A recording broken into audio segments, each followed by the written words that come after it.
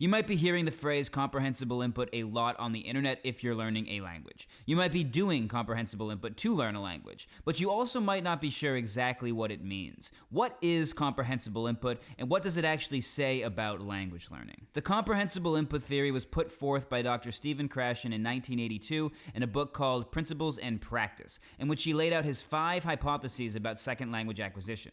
All of the work mentioned in this video will be linked below because Dr. Kaufmann has made it free for everyone to read on his website. The first hypothesis of comprehensible input is called the acquisition-learning distinction, where Kaufmann draws a hard line between the two ways humans develop competence in languages. Kaufmann calls it the most fundamental of all hypotheses presented in the book. The first way we develop competence is called acquisition, which is a completely unconscious process. You're not aware it's happening, you simply listen to the language to understand what's being said, and through this process we begin to understand the language at an intuitive level. The result is a feel for the language. Stuff sounds right or wrong, but you can't tell someone why. This is how we all learned our native language. The second way we develop competence is learning, and learning is exactly what it sounds like, using explicit instruction to learn rules and the meanings of words through explanations. Kaufmann points out that many language theorists had assumed that only children can acquire, while adults can only learn. Kaufmann contends this assumption is false. The ability to pick up languages does not disappear at puberty. Acquisition is central to developing language competency, whereas learning is peripheral. And importantly, Kaufmann argues that learning does not become acquisition, which means that no matter how much we drill our grammar rules or memorize conscious facts about the language, the learned knowledge does not become implicit or intuitive. Or in other words, we don't reach native-like fluency through being taught things about the language. Kaufmann demonstrates this through an anecdote about a non-native English speaker with a degree in linguistics whose written English looked nearly native-like, but who still made careless errors in conversation on easy rules that she had consciously known for 20 years. Kaufmann takes this as evidence that you can consciously know a grammar rule for decades and still fail to acquire it. But if we don't get to fluency in a language by explicit instruction,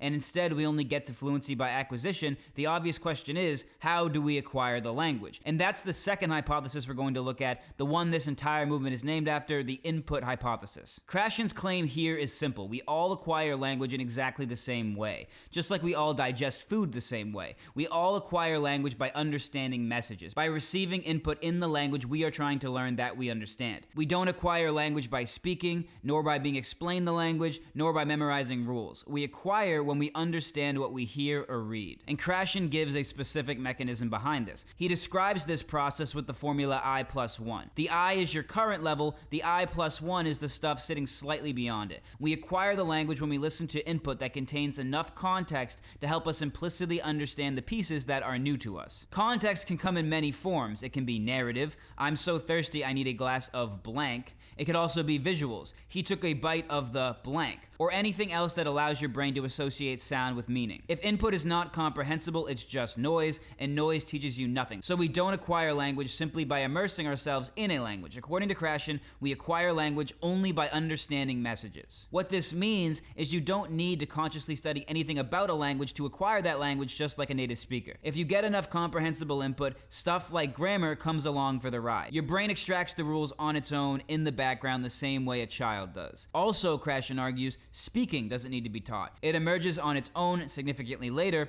once enough input has gone in. But if your brain picks up grammar on its own, then what is consciously learning grammar even for? Is Kaufmann arguing that we should acquire everything and learn nothing?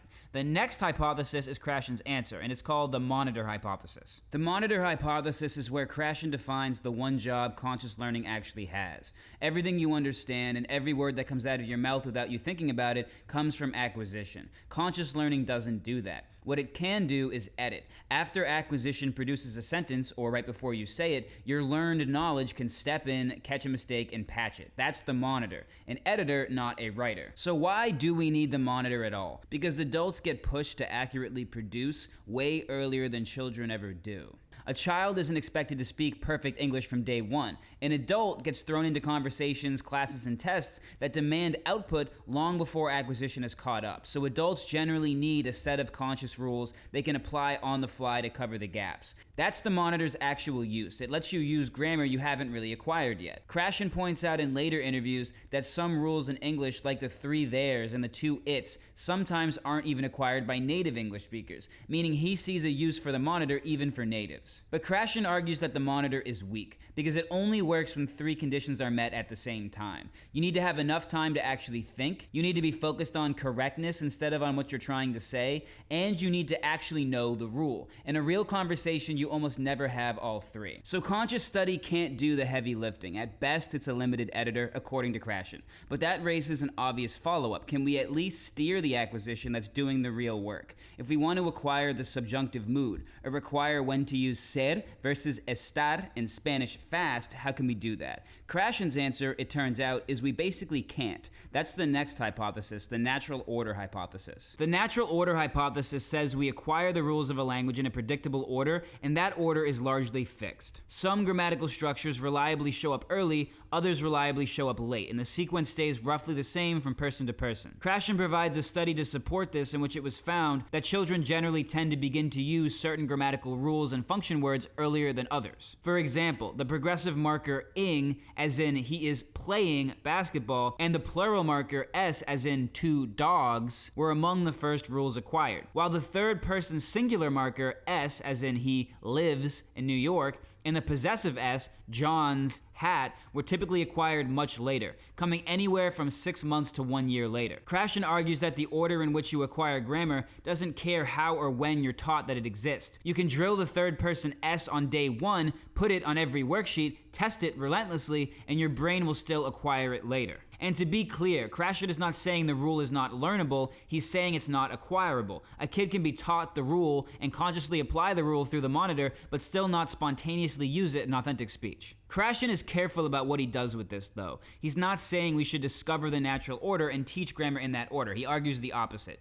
He says we should reject grammatical sequencing in all cases where our goal is language acquisition. In other words, the takeaway isn't to build a better order of grammar lessons, it's that sequencing grammar at all is the wrong move. But the fifth hypothesis is really where Krashen derives much more of his theory about how we should use comprehensible input in practice. This hypothesis is not about how acquisition works, it's about what can stop it. It's called the effective filter hypothesis. The effective filter is about your emotional state getting in the way of acquisition. Krashen's claim is that your feelings act like a filter sitting between the input and the part of your brain that acquires language. When that filter is up, the input is less effective. He points to 3 things that raise the filter: low motivation, low self-confidence, and anxiety. When you're stressed, self-conscious, or you feel like you're being judged, the filter goes up. This was Krashen's original explanation for why, even though classrooms did use some version of input, students still didn't seem to acquire the language. He believed the students basically had performance problems due to the environment. But if anxiety and classroom pressure are what block acquisition,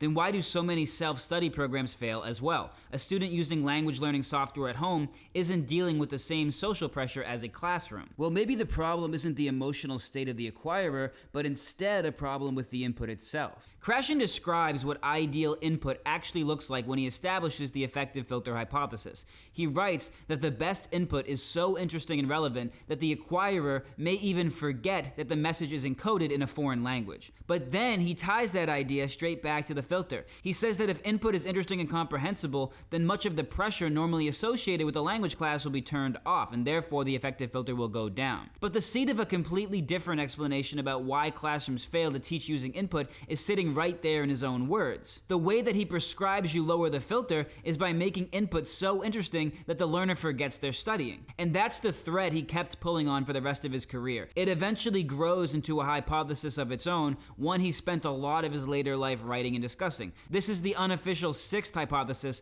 and he calls it the compelling input hypothesis. He stops tying the issue to the emotional state of the student and starts to tie it to the nature of the input itself. He argues that for acquisition to happen, input doesn't just need to be comprehensible, it needs to be compelling. In his 2013 article titled The Compelling, Not Just Interesting, Input Hypothesis, he writes, "Compelling means that the input is so interesting you forget that it's in another language. It's the state psychologists call flow, and Krashen connects it directly to academic work on flow. The state when you lose track of time, when your sense of self fades into the background and nothing matters except the thing in front of you. It's being so absorbed in a book or a show that you forget you're even reading or watching it." He argues compelling input appears to eliminate the need for motivation. When the input is compelling enough, you acquire the language whether you're trying to improve or not. You're not forcing yourself through a study session, you're so absorbed in the content that the language comes along for the ride. And this leads him to his climactic statement at the end of the article. It's possible that compelling input is not just optimal, it may be the only way we truly acquire language. Those are the 5+1 hypotheses of comprehensible input.